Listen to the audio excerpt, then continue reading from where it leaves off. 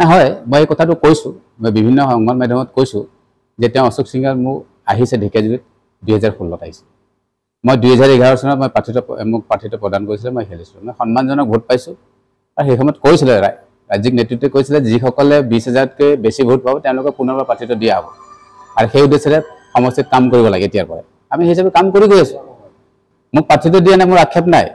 কিন্তু এনেকুৱা এজন ব্যক্তিক প্ৰাৰ্থিত্ব দিলে যিজন ব্যক্তি 2011 তেওঁ নিৰ্দলীয় প্ৰাৰ্থীৰ মানে পশ্চিম গুৱাহাটীত খেলিছিলে।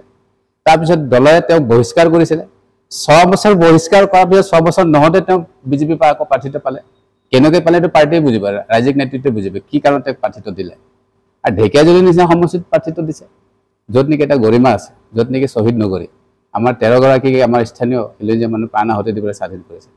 সেইখন মানে সমষ্টিত সেই সমষ্টিৰ এগৰাকী অখিলঞ্জীয়া মানুহ ইয়াত প্ৰাৰ্থিত্ব প্ৰদান কৰিলে। আজি বিধায়ক হ'ল, মন্ত্ৰী হ'ল, আৰু তেওঁৰ মুখত বৰ বৰ কথা। যিজন ব্যক্তিয়ে বিজেপি নামত স্বাৰ্থ পাতি ব্ৰহ্মপুত্ৰ পাৰত গুৱাহাটী মুণ্ডন কৰি পেলাই আজি তেওঁ বৰ বৰ কথা ক'লে মই সহ্য হ'ব নেকি? মই দলটো গঢ়িছোঁ, ঢেকীয়াজুলি নিৰ্মাণ কৰিছোঁ কাৰ্যকৰ্তা। তেওঁ আহি পেলাই গপচত বিধায়ক মন্ত্ৰী হৈছে, বাবা ক'লে নহ'ব নহয়। এতিয়া আজিৰ তাৰিখত মই ঢেকীয়াজুলি কাৰ্যকৰ্তা নিৰ্মাণ কৰিছোঁ, ইভেন বৰচলাতো কাৰ্যকৰ্তা নিৰ্মাণ কৰিছোঁ। আপোনালোকে সুধিব পাৰে গ্ৰাছ লেভেলত যে বাটাছে কি কৰিছে পাৰ্টিটোৰ কাৰণে। বহুত কাৰ্যকৰ্তা মোৰ লগত সম্পৰ্ক আছে, কেতিয়াবা মোৰ তাত আহে, ক'ৰবাত মোৰ লগত কেতিয়াবা গাড়ী একেখনত বহি যায়। যোৱাৰ পিছত তেওঁলোকে সোধে, এতিয়া মন্ত্ৰীৰ মানুহে বা মন্ত্ৰী যিসকল এতিয়া চালা চামাণ্ডা আছে তেওঁলোকে আৰু মন্ত্ৰী ট্ৰিট কৰে যে মোৰ লগত ঘূৰিবলৈ মানা কৰে। আৰে ভাই মই কি কংগ্ৰেছ পাৰ্টিৰ মানুহ নেকি? মই কি AGP পাৰ্টিৰ মানুহ নেকি? মই কি CPM পাৰ্টিৰ মানুহ নেকি? মোৰ লগত BJP মানুহ নকৰিব? মইতো দলৰ কামতে কৈছোঁ।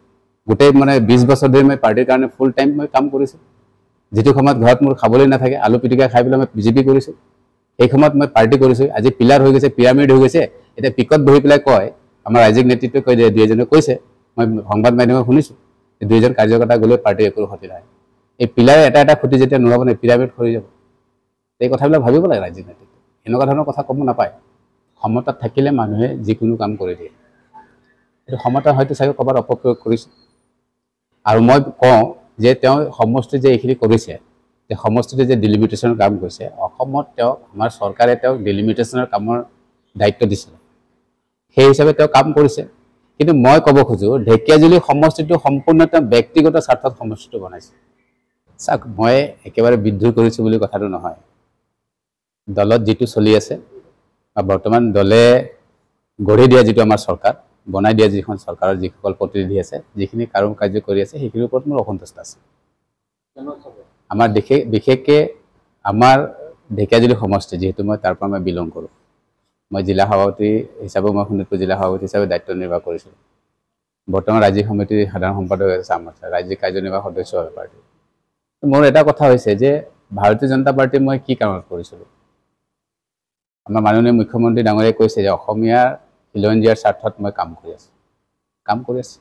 কিন্তু তেওঁৰ সতীৰ্থ এগৰাকী মন্ত্ৰী অশোক সিংহাল ডাঙৰীয়াই তেওঁ কি কৰি আছে? তেওঁ মোক ব্যক্তিগত বেয়া পাব পাৰে, স্বাভাৱিক থাকিব পাৰে, পাৰ্টিত ইজনে সিজনে বেয়া পাব পাৰে। কিন্তু তেওঁ যিটো কাম কৰিছে মোৰ গাঁৱত 6 বিঘা মাটি বেচা কিনা হৈছে, যি কামটো মই প্ৰায় 2-2.5 পৰা 3 বছৰ মই বন্ধ কৰাই ৰাখিছিলোঁ যে এই অঞ্চলত সেই সন্দেহযুক্ত নাগৰিক বা অখিলঞ্জীয়া মানুহ যাতে এই অঞ্চলত ভূমি ক্ৰয় নকৰে, কাৰণ এই অঞ্চলটোত আমাৰ এটা সামাজিক পৰিৱেশ বিনষ্ট হ'ব পাৰে। এই প্ৰতি লক্ষ্য ৰাখি মই চাৰ্কল অফিচাৰক তাৰ সেই অঞ্চলৰ মণ্ডল মই কৈছোঁ যে এই কামটো কৰিব নালাগে। যিজন মাটি বেচোঁতা আছে তেওঁ মাটি বেচিব, তেওঁৰ অধিকাৰ আছে, ঠিক আছে, আমি ভাল এজন স্থানীয় ব্যক্তি আমি বিচাৰি উলিয়াই দিম। এইখিনি চব ঠিক আছে। 3 বছৰলৈকে তাত ফাইলৰ হাত দিয়া নাছিলে মণ্ডলে। তাৰপিছত সেই ব্যক্তিগৰাকীয়ে মন্ত্ৰীক গৈ পেলাই কোৱাৰ পিছত মন্ত্ৰীয়ে চাৰ্কল অফিচাৰক মাতি সেই ফাইল উটাপ কৰি পাৰ্মিশ্যন দিয়াৰ ব্যৱস্থা কৰাইছে। তথাপিও মই এই কথাটো কৈছোঁ, চাৰ্কল অফিচাৰক কৈছোঁ যে কিয় এইটো কাম কৰি আছে।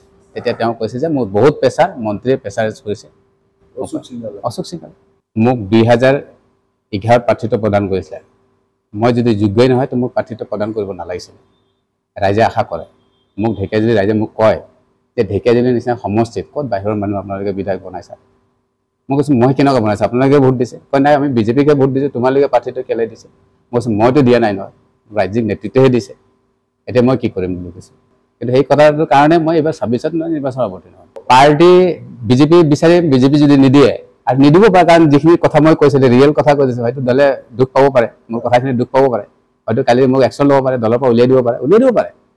মোৰ অন্তৰৰ পৰা বিজেপি নিব নোৱাৰে চাওক গোটেই অসমৰ এটা সামগ্ৰিকভাৱে মই যদি কওঁ ক'ৰবাত মোৰ যেনেকুৱা ধৰণৰ ইছ্যু এটা আছে মোৰ ইয়াত তেনেকুৱা ধৰণৰ হয়তো চাগে ক'ৰবাত তেনেকুৱা ধৰণৰ ইছ্যু আছে যিবিলাক ইছ্যুৱে হয়তো এটা সামগ্ৰিকভাৱে একেলগে যেতিয়া গঢ় লৈ উঠিব আমাৰ দলটোৰ কাৰণে ক্ষতিকাৰক হ'ব সেইকাৰণে আমাৰ ৰাজ্যিক নেতৃত্বে এইটো গভীৰভাৱে চিন্তা কৰিব লাগিব বিশ্লেষণ কৰিব লাগিব তাৰ কাৰণে ৰাজ্যিক সমিতিয়ে খুব সোনকালে গুৰুত্ব দিব লাগে এই বিষয়টো মুখিমূৰ কৰিব লাগে এজন কাৰ্যকৰ্তা নিৰ্মাণ কৰিবলৈ কিমান কষ্ট হয় যোনে কৰিছে তেওঁ গম পায় কাৰ্যকৰ্তা নিৰ্মাণ হোৱাৰ পিছত পৰিৱেশ সব ঠিক হোৱাৰ পিছত কোনোবা সেই যেতিয়া নেতাটো মাৰে নেতাগিৰি মাৰে তেওঁ একো অনুভৱ নাই আমি বিজেপি কৰিবলৈ উলিয়াই নিবৰ কাৰণে এজন মানুহ কনভিন্স কৰাটো কিমান কঠিন কাম এইটো মইহে জানো বা যিসকলে গৈছে তেওঁ জানো আৰু যিসকলে সব ঠিক ঠাক আছে তাৰপিছত অহা মানে তাৰ অনুভৱেই নাই ন তেওঁ কি ক'ব পাৰিব সেইকাৰণে এইটো পাৰ্টি অকণমান গুৰুত্ব দিব লাগিব